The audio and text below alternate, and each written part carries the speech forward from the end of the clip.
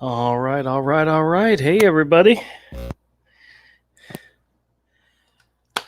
Welcome back to Misfit Corner Comics Presents. It's the artist Andrew speaking, and I'm not sure if the audio is coming through, so give me half a second to let the video catch up. Welcome back to Misfit And Corner it Comics is. Presents. It's the artist Andrew speaking.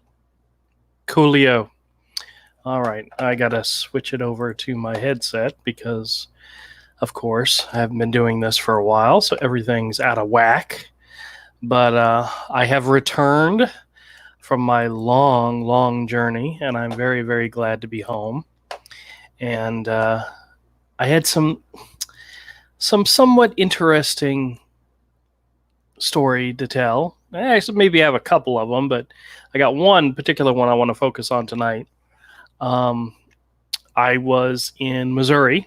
I was in the Ozarks, Lake of the Ozarks, which is, if you watch Netflix and you've seen the show Ozark, that's where I was, in that area.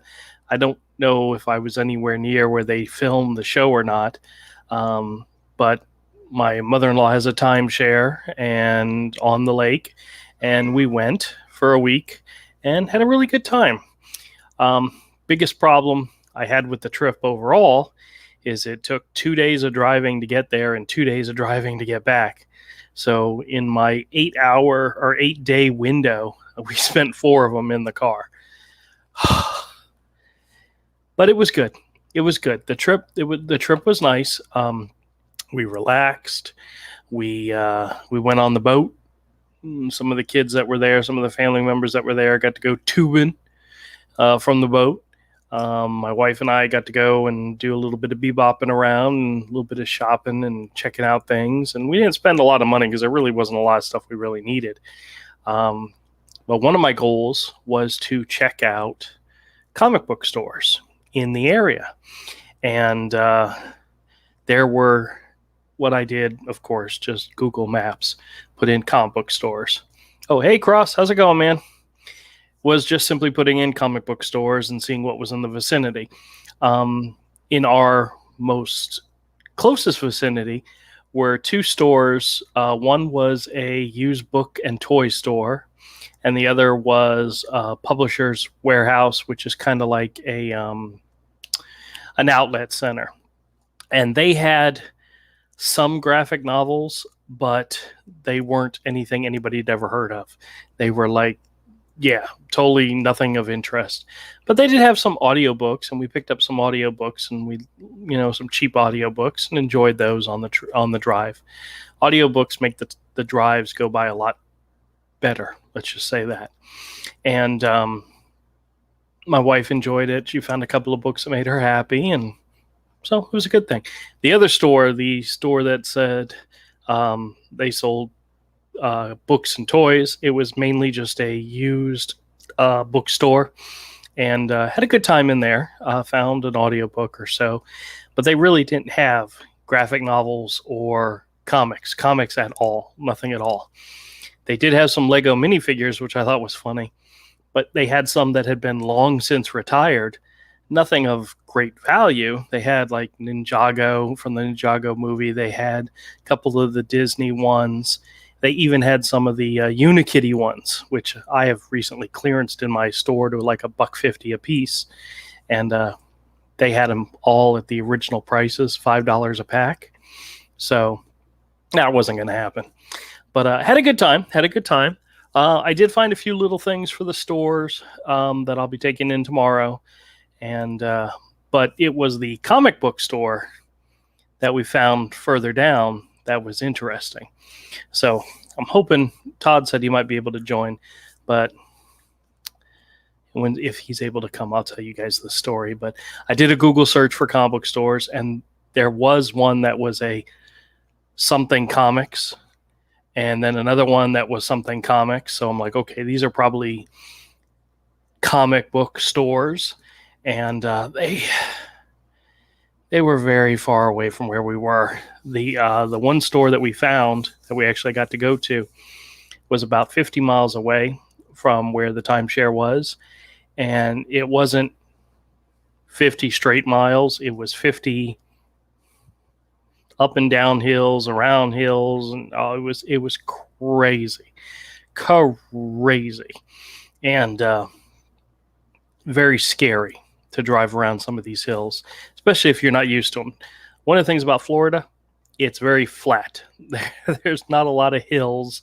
There's not a lot of up and down and around mountains or anything. It's a lot of flat land. You can go from here to Orlando and stay sea level the entire time, but or almost sea level. But getting to this first comic book store was crazy, but my wife and I did it. I'm trying to remember what day we did it because that might actually make a difference in the story, and I can't remember. I think it was a Tuesday. It might have been a Monday, but okay. Needless to say, we found the comic book store, and the tale I'm going to tell about it is kind of like an inside look at the death of the modern comic book store. And as I tell you this, you'll understand. When we first found it, it was in kind of a little bit of a small strip mall. And I honestly, guys, I don't remember the name of the store, and it's really not that important for the story. But when we parked in front of it, it was literally two storefronts with two separate doors. One side was for games, and the other side was comics. Now, at the time, we didn't know that until we went into the game side. And we walked in. There was a register, a display case, several people waiting to check out. And then there were tables in the back where kids and some guys were playing board games, not board games or, D&D, whatever. I'm not a gamer. I don't know. But there were several people in this side of the store. And then there was a cut door that led to the comic book side. So my wife and I walked over there, and there was nobody there. There was the lady who was behind the register doing some stuff and her two little kids, and that was it. There was nobody else in that side of the store. The other side of the store with the game stuff was very busy. Probably 10 or so customers, maybe more. But on the comic book side, nobody. And so we started walking around, and I didn't have any specific goal looking for anything specific. I just wanted to go check out a comic book store. And I was rather taken back by how this store was actually set up. There were old back issue boxes. There was a long table with back issue boxes. And as I flipped through some of them, way overpriced. I mean, hugely overpriced. Some of the books that I probably had in my store that were $1 comics or $2 comics, they had $7 or $10 on. And I'm looking at some of these going, these really aren't $7 or $10 books, but they have these huge prices on them. And I couldn't understand that. They did have a box of $1 comics and $2 comics. These were beaten up, raggedy old books. Some of them are the kind that I would put in my 10-cent bin. They're reader copies type stuff. But they wanted $1 or $2 for them. And I'm like, that's not going to happen. So I walk around and I'm looking, and they have several sections of new comics. And one of the things that took me back, everything was bagged and boarded, even the new comics. And there were signs up all over the store, do not open the comics. Do not open the bags. And I'm like, that's really weird. And at one point I went and I picked up one, I was looking at it, and I realized there was only one on the shelf. And so I'm assuming you pick out the ones you want, and they probably got the stack behind the counter. That's inventory control. I've known places that have done that kind of thing before. But the fact that you really can't look through the comics, you can't just pick them up and look through them, is they're literally saying, you're going to buy this comic based on the cover and the cover alone. We're not going to let you look inside. Well, they may, if you come up to them and say, hey, I see that new issue of Venom. Can I take a look at it? And they probably give it to you and you can look through it. But nobody wants to do that. People want to pick up stuff. They want to look through them. Oh, here's Todd. Cool. Let me bring him in. Howdy, buddy. Sweet chaos. Yo. Hey. Hi. So I'm telling my adventures at a comic book store in Missouri. Oh, that's cool. Have you been listening? No. Yes, I usually listen before jumping in just to hear what you have to say. Well, that's good. I assume that's why you're late, is because you were wrapped up I was- in the it was conversation that I was having wrapped- with myself. Rapt attention. Okay. Well, I'll get you up to speed really quick because I'm right in the middle of the story. I did want to wait for you, but I really can't sit around and wait 10 minutes for you to join, you know? Mhm. Okay, so let me jump back real quick and get you caught up. I found a comic book store. It's about 50 miles away from where we were at. A lot of driving to get there. Get to the store. There's actually two storefronts. One half is a gaming store. The other half is a comic book store. The only reason why I know that is because we went into the gaming store door, not realizing it was two separate stores, but there was a walkway in between them.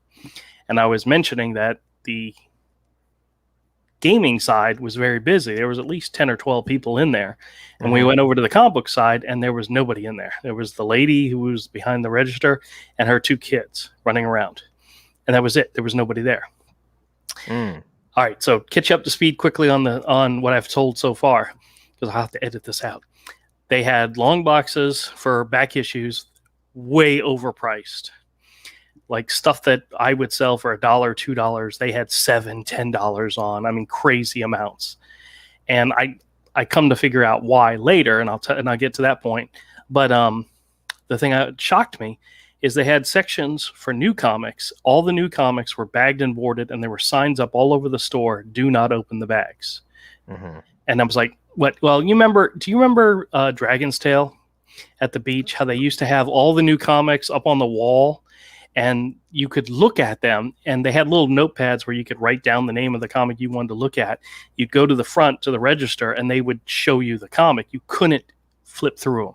You couldn't take them down and look through them. I remember, yeah. That's what this setup was. And some of the newer comics, they added $1 to $1.50 to the cover price.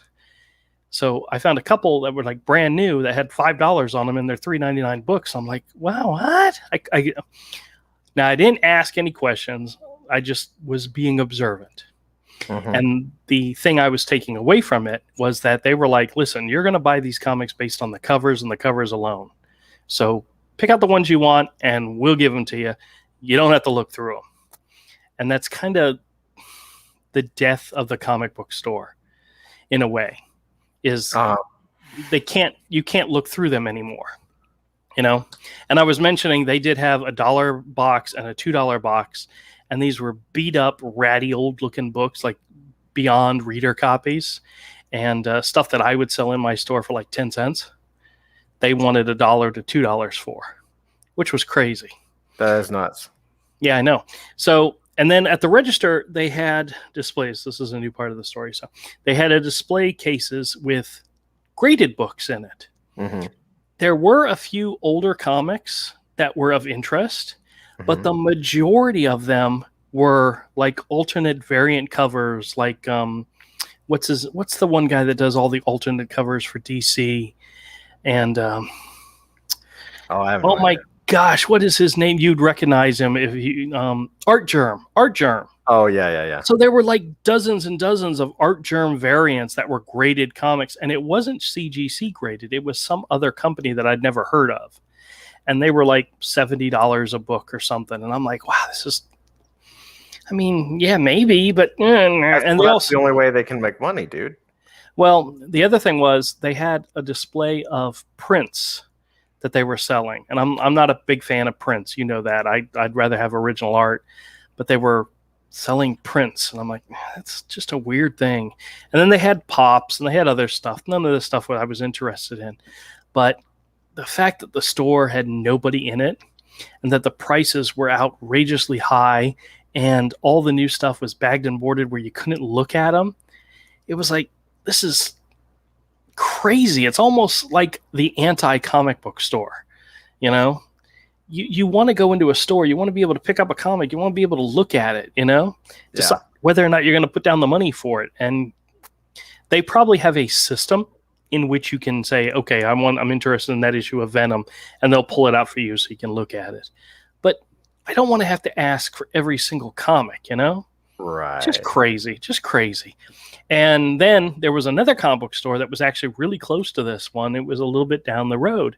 So we put in the address, and it was called the AAEFS Comics. And I have no idea what that means. I didn't, the the initials didn't mean anything to us. So we got in the car and we started to drive, and the GPS says you are getting ready to enter a restricted road. And I'm like, what the hell's a restricted road? And the next thing I know, we're at the front gate of an army base. Oh my Fort God. something or other. And I pull up to the guy who's standing guard, letting people in, checking IDs. And I rolled down my window. I said, "Sir, I am so sorry. We're looking for a comic book store, and our GPS is telling us to go this way." He said, "The only comic book store is back that way." Turns out there's another comic book store on the base, but it's only for base personnel. Oh. So he was very, very nice to us and let us turn around and go back the other way. And it kind of dawned on me why this comic book store right outside the army base had these high, outrageous prices. That's the only way they can survive if there's a comic book store on the base. Well, no, I mean, the only way they survive is the collector market is taken off and the back issue market is taken off. And so what's happening is like, no one gives a shit about the modern comic book. They don't care about that. They don't sell, but the special editions still have customers. So if you get the 1 in 200 cover, you have to order 800 books or whatever it is. So Marvel and DC and Dark Horse and all these companies get to say that they're selling hundreds of thousands of copies when they are selling those copies, but the comic store owner isn't selling those copies. They're going right into the quarter bin, and they're just taking the special edition comic and putting that on the shelf. Well, I honestly wish they had a quarter bin, because I would have loved going through a quarter bin, but they didn't have those. Mm-hmm. But it was just really, it was disappointing. And my wife's like, "Do you want to try another place?" I said, "Nope. We tried. I didn't find anything, and that's okay. I'm on vacation." Yep. We kept trying. My mother-in-law was like, "Well, if you buy some stuff for your store, you can consider this a business trip." Well, I did buy some stuff for the store, so technically I could, but it was a vacation, and we had a good time. It's just in an 8-day time period from last Friday to this Friday, we spent 2 days in a car and then 2 days in a car. We spent half the time in a car. And that, my wife was like, "You did very good driving through the hills and mountains and so forth." I said, "Yeah, I did really good driving through with your mother in the back seat." At one point, we were going somewhere and we were going up a hill, and the car obviously was struggling a little bit. And she's in the back seat and she goes, "Is he in drive?" I'm like, "Yes, I'm in drive. I know how to drive a car." I would not let her let that down. That's really funny. I funny. can't believe you asked if I was in drive. That's really, really funny. Oh, but we made it back in one piece, safe and sound, and everybody's happy. I'm ecstatic. I'm very, very happy. But Saturday, tomorrow, I'll be at the store, normal hours. My sister is going to be there. She's going to come in so I can show her how to do stuff, because she's actually going to work the store Sunday for a few hours while me and my brother-in-law go down to Orlando for a comic show. So we'll see, hopefully pick up some new comics and yay, that kind of thing. But yeah. You were just going to say something? No, I'm just listening. I mean, okay. Your trip was good. It was good. I'm home, safe and sound, and there were a lot of relaxing moments, and I was happy for that. That's nice. Yep. That's what one should always want. Yeah, is relaxing moments. I hear you. Man, it was a lot of time in the car. The first day of driving was 11 hours. The second day was 10 hours. Coming back, it was 14 hours on the first day because we got stuck in traffic for 2 hours. Turns out the goal each day was to get halfway. And we got on the way coming back, the first day, Thursday, we got halfway, and then we decided, let's keep going. Let's see if we can get a little bit further. And we got about 80 miles in addition to what we had planned, and it was still light out. It was it was getting close to 8 o'clock. So we were like, okay, let's look for a exit with lodging, and we'll grab a hotel or motel and crash for the evening. And I passed one, and I went, oh crap, I didn't I missed the sign. I didn't see it. And then we turned and we're on Interstate I-24, and then all of a sudden traffic stops, completely stops. And we were there for over 2 hours, and it got dark, and it was like 9, it was almost 10:30 at night before we got to move. And I did some Google searching to find out some idiot decided to try to walk across the interstate and got hit by a car. Well, geez. Literally about 500 feet from where we were. So we couldn't go back and we couldn't go forward. We had to just sit there and wait. And my wife's like, look, there's people getting out of their car and running over to the bushes. Like, well, yeah, because we're stuck on the interstate. Somebody has to go pee. They got to go. It was mostly guys. But eventually we saw families like walking down the hill because we literally passed the last exit where there was a McDonald's and hotel, and we couldn't do anything. We were just completely stuck. And that's what happens. That's crazy.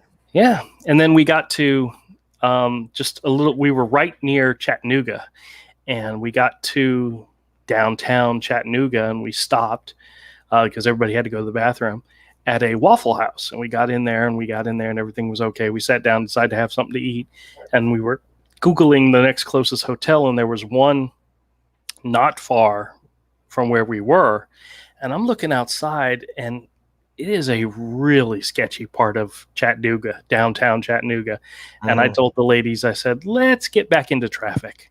And we did. And then we ended up hitting construction, and it took another hour and a half almost after the 2-hour delay before we found a somewhat decent hotel looking. And we stopped and we checked in. It was almost midnight. Tired as hell.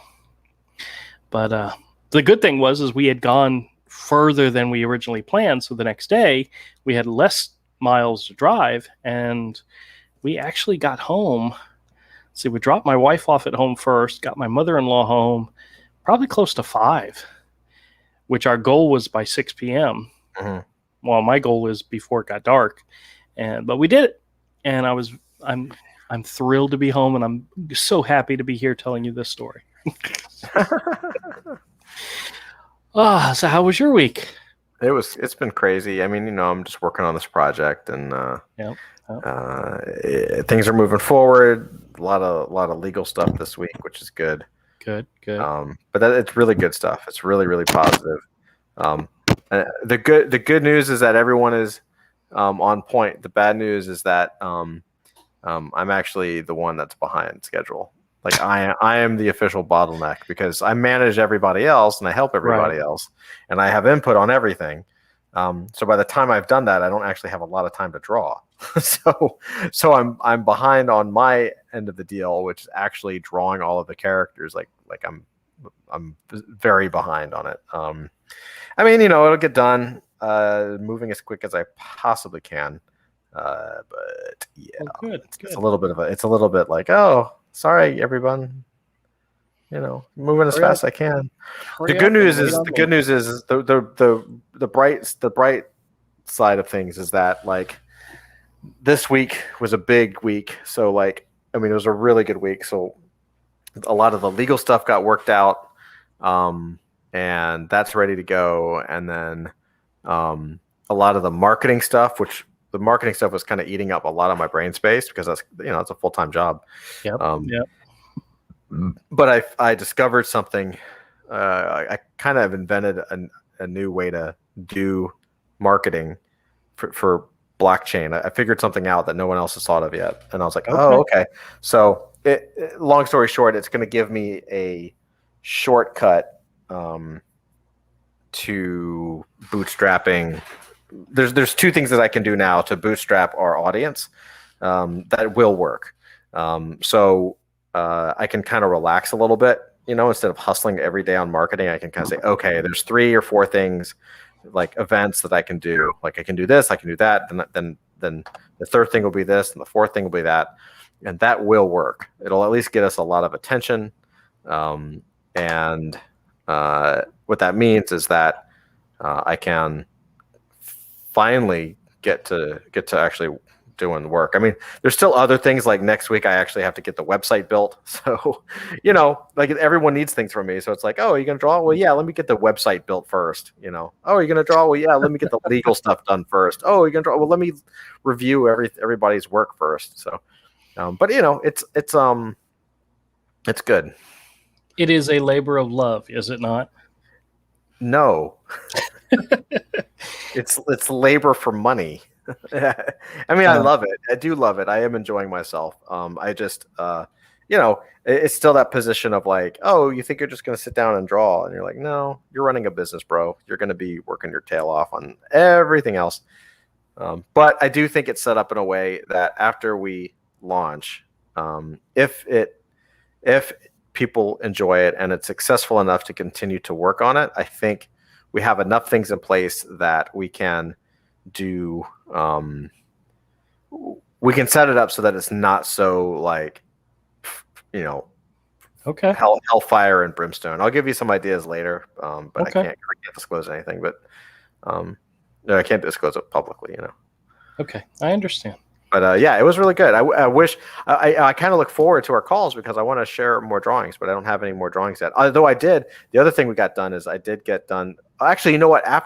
This is why it's hard, because after the call, I'd love to show you. I put together a pitch deck. Okay. It has like a lot of the characters, so you can see some of the characters. You can see some of the references of the characters. Like this character we haven't designed yet, but we're thinking about Daredevil, and so it's like a springboard, like collage of images that you'll instantly recognize. And I'd love to get your feedback on it. Okay, very cool. Yeah.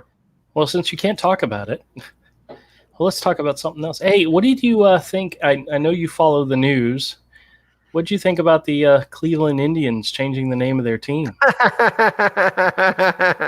I mean, I'm not that PC. Well, so here's what I know. I don't. Here's okay. You ask my opinions. Let me. Go Okay. So my opinion is wrapped up in a short story. No. Okay.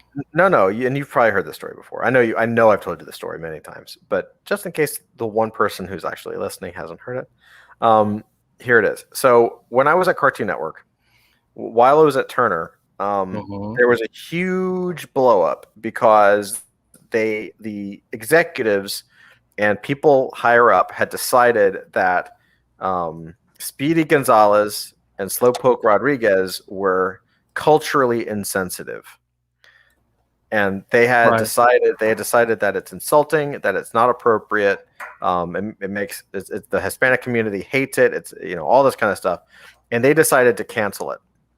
So they canceled anything having to do with Speedy Gonzalez. They just wiped it off the face of the earth because they own the property. So if they don't show the property, it's just gone forever, right? Like it's done.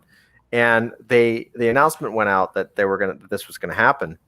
And what ended up happening is the Hispanic community came out in droves and was like, do not do this. What the hell are you doing? It turns out these idiots didn't do any research, didn't talk to anybody. They just made the assumption that it was offensive, or talked to like one or two people, or they talked to a couple of special interest groups that believed that it was offensive. Meanwhile, as it turns out, Speedy Gonzalez and Slowpoke Rodriguez are national icons. Hugely, they are beloved characters. And this happened when I was there. And the funny thing is this year or last year, it happened again. Different executives, same company, Cartoon Network. They said it's culturally insensitive. We need to remove it. And the same thing happened again. It's the second time where the Latino community, the Hispanic community, stood up and said, "Don't you dare take that off the air. We love this thing." So my opinion, and to be completely fair, it's apples. It might not be apples to apples. I'm also not very PC. I think if people love the name, you use the name. And so it doesn't offend me. I'm also not Native American. I don't think people are so personally. I don't know anyone that thin-skinned. And I've been around a lot of different people. The people who are thin-skinned about this tend to not be Native American or Indian, in my humble opinion, based on who I see really offended by it. Isn't it weird how by doing what they're doing, they're literally wiping out Native American references to our pop culture, to our society? they're literally wiping out American Indians all over again Yeah, by somebody, removing references to them. There's, you took away the Indians mascot because they think it might offend somebody, so they get rid of it. Now they've removed the Indian name and all the images, and the isn't it the what's the NFL team? The Redskins. The Redskins. Mhm. They changed themselves to their name is currently the Washington Football Team. Yeah. They got rid of all the references. It's like they're slowly Some might say wiping them out. Someone might say wiping out every reference to every other culture that is not white might be, I don't know, what might make you the bad guy. Yeah, isn't that I don't weird? really see any historical reference to people wiping out any identity or reference of another culture as being written down in history books as the good people. Well, the interesting thing about is there something called the cultural eugenicist? Because that's kind of what they are. well, one of the interesting things about this story, the Indians changed their name to the Cleveland Guardians, Yeah, I know. and they did it mid-season. They didn't do it at they're in the middle of their season right now, and they just made this announcement. They literally came out and said, we're changing everything as of right now, and they're in the middle of their season. This isn't something they're doing at the end or at the beginning. This is so stupid because they're going to come out on the field and people are going to be booing. I mean, that's what's going to happen if they have any Quite possibly. That's just. I mean, look, the Guardians is not a bad name, but that's no, not it's the not. point. It's not. And you're right. It's not the point. But that's not the point. The point is that I just think I'm waiting. I when I was watching the video, because I watched the announcement video, I was like who I honestly for 1 minute I felt like doing some deep research into the name Cleveland and finding some historically racist tie to something else, to some horrible historic event, so that they have to change the name of the city. Yeah, well, because that's what you're going to do. I mean, isn't that kind of crazy how that we're tearing apart our own society, our own history, in order to make people happy, and they're never going to be happy. Well, misery loves company. Yeah, they won't be happy, but you'll be miserable, and that's the point, right? It's almost like you're related to everyone, Andrew. It's like everyone's an extension of the Sharper family. I'm not miserable. I'm happy. No, it's the rest of your family that tries to make you miserable. I'm happy to be home. Let's just put it that way. Aww. What are you doing? What? This is my wife's cat. Wait, why is it not your cat as well? It's an animal of the home. No. She picked him out. She named him. He belongs 100% to her.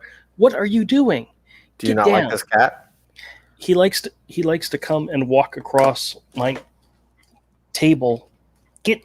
He's only while you're live streaming, right? Well, I have my the thing where you plug everything in, and it has the a switch, circuit breaker, and all that stuff to most everything. And he's walking across it, and I just know he's going to flip the switch and turn off the computer and screw everything up. Make a long story short, he's a pain in the ass, and all he wants is treats. So, yeah, we come home, and my wife comes into the house first, and he immediately rushes to her to get his head scratched and say hello. I walk into the house. He immediately runs over to his plate where he gets his treats and starts meowing at me like, hey, you, fat ass, treat time. I want my treats. It's like, that's why he's not my cat. So you want to take a look at some movers and shakers in the comic book value list? Yeah, okay, good. We're going to switch to that anyway. Share screen, and we're going to look at... Now, there's nothing on the list for price changes. This is just the list of the watch list that they put up, and it's usually because something went up in value. Most of these we've already talked about. There's a couple of newbies on this list, and we'll take a look at them. But Uncanny X-Men number 221. Do you know what the significance of that is? I mean, I know the cover and I know the issue. I don't remember the significance. Was that a Sabretooth? Nope. Nope. First appearance of Mr. Sinister.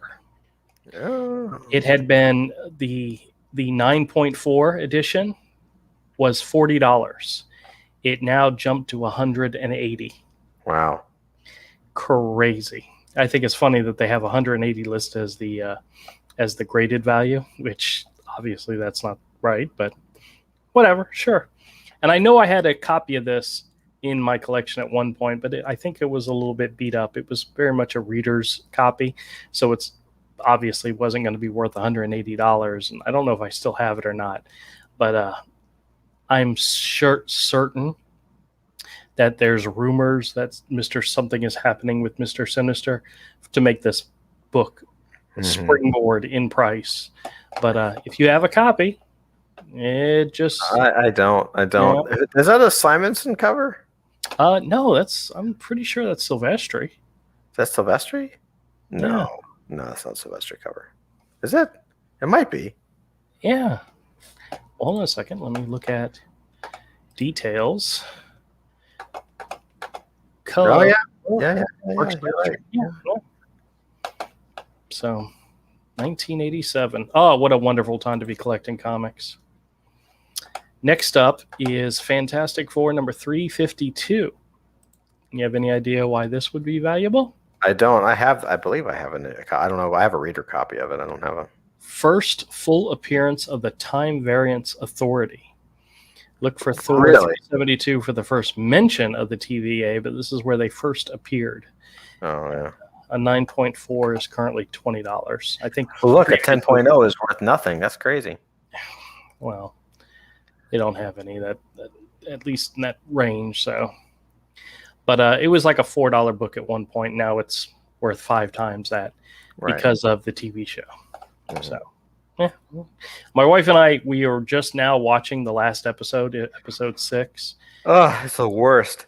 We were about halfway through it, and I said, I got to go stop and do the live stream. But it was boring as hell. Oh, you haven't seen the whole thing? I haven't seen the whole thing. Oh, so. God. Oh.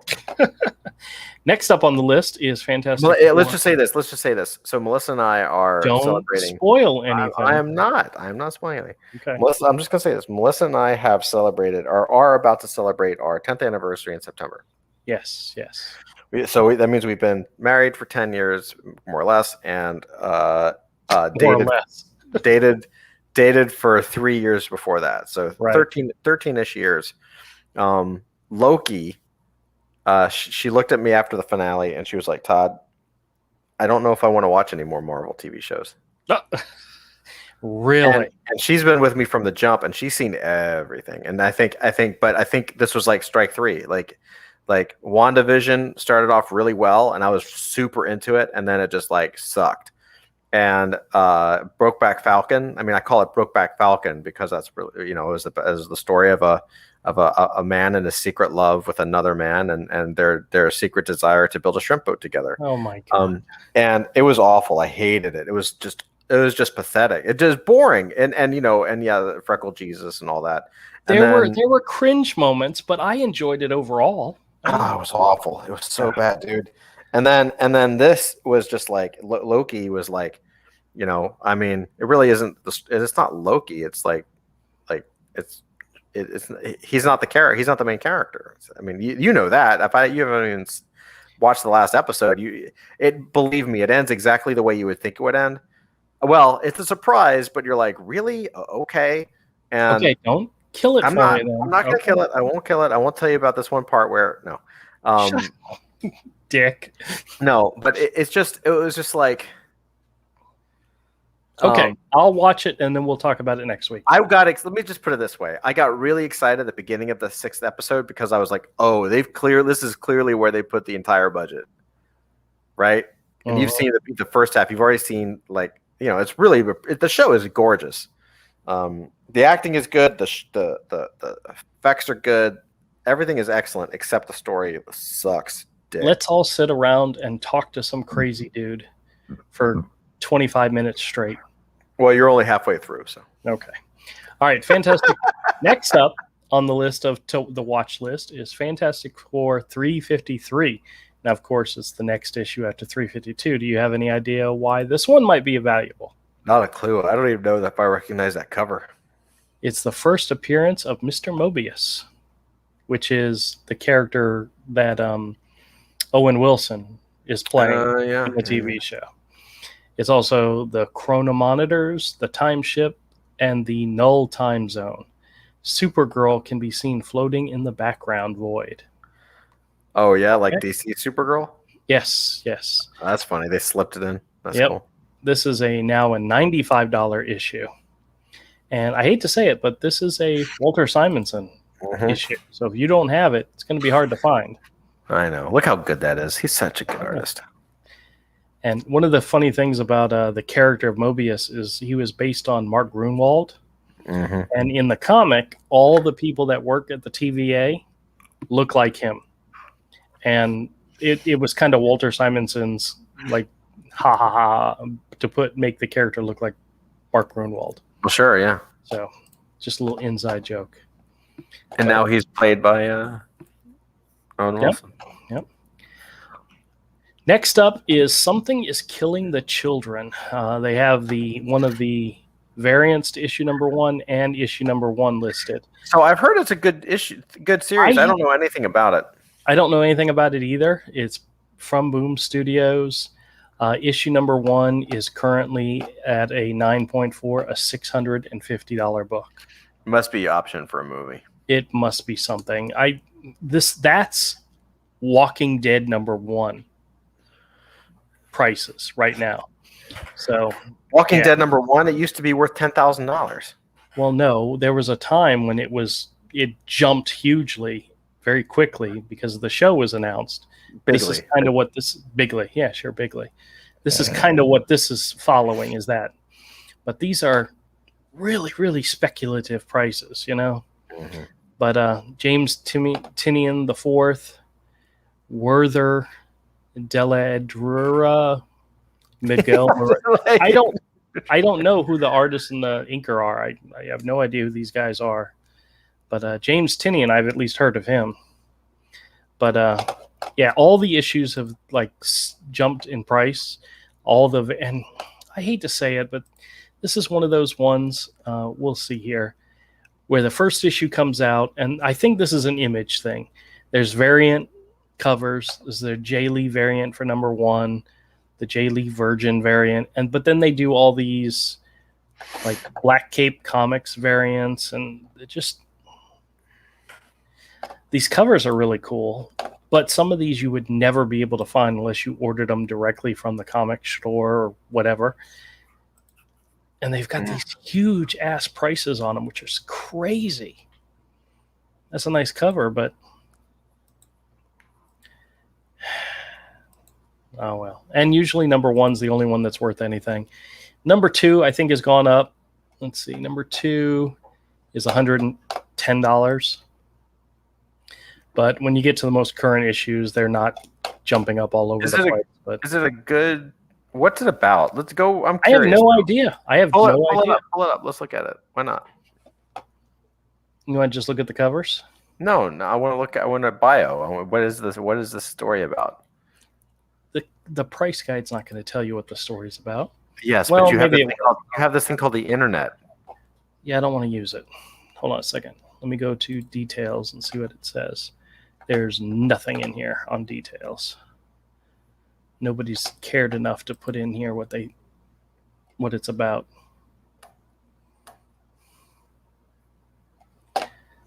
But some of the covers are really nice.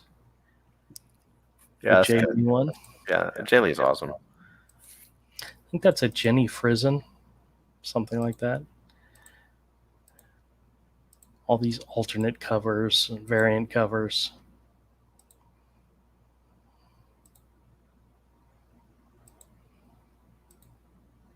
Character looks kind of cool.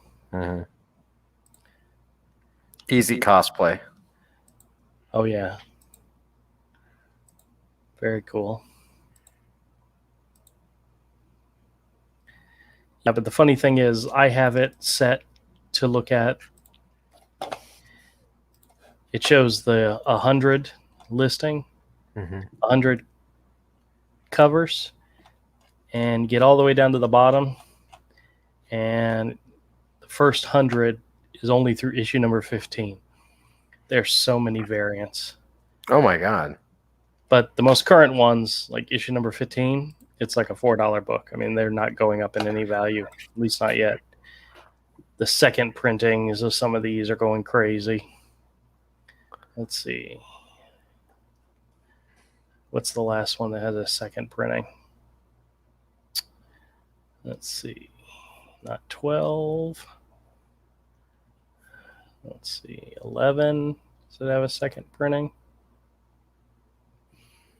They're obviously printing enough now.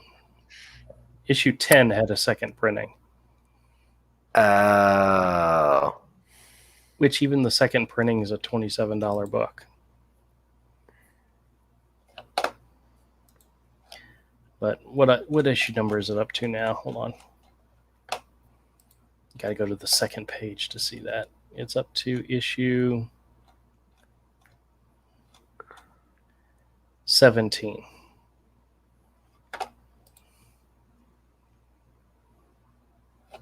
Okay. It's kind of weird. It's kind of great that the original team is still on it through issue 17. So it's supposedly 25% Buffy, 25% Stranger Things, 25% horror slasher, and 25% weird stuff. Okay. That might make a fantastic TV show.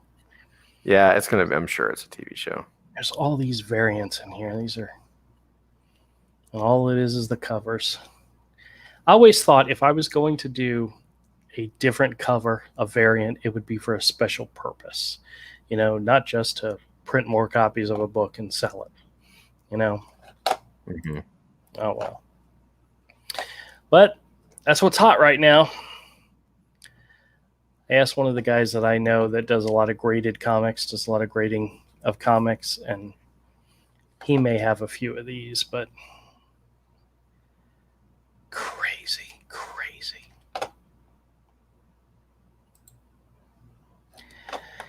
Guess it's time to jump on the bandwagon, huh? Yeah, I don't think so. You know, it'd be awesome is to have an original page of art from the book. That would be cool. That is something I'd look forward to. Which book? The one about the killing the children. Yeah, the artwork's pretty good. Okay, so Rick says, you say the cat is your wife's, but the cat says he wants to be yours. No, he doesn't. He just wants treats.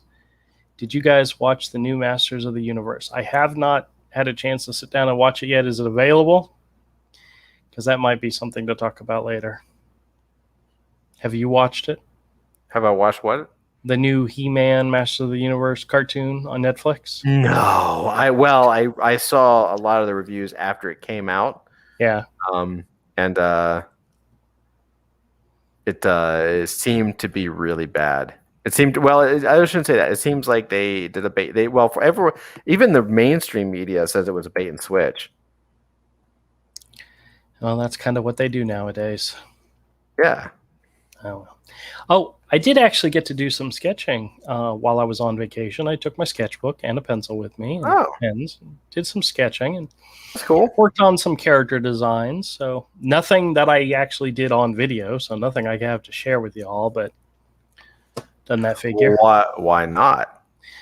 Because I didn't bring all my equipment with me. I only had my phone, and that was it. Oh, Rick says it became available today. So maybe that's something we can talk about next week. Speaking of next week, we're going to go ahead and wrap up now. I appreciate everybody who came by and visited. Rick, always good to have you. I hope you're doing well up there in the frozen north and staying out of trouble, you know. Hopefully staying out of trouble. But we're going to go ahead and wrap up because I'm tired. We started driving this morning, I think around 8 a.m. and we got home around 5, so it was a long day. Audiobooks are fantastic for long drives. Mm-hmm. We were at the end of one of the audiobooks we were listening to, and I was literally driving my mother-in-law home going very slow because we're trying to hear the end of the audiobook. He says it's not frozen. Oh, I bet it gets frozen. Damn it. I bet you it gets very cold up there. But thank you all for joining. And I hope you all enjoy. And next week, we may do some more stuff. We may actually do a live stream Wednesday night instead of Friday night next week. Or maybe do one Wednesday and Friday. Maybe start 2 nights a week.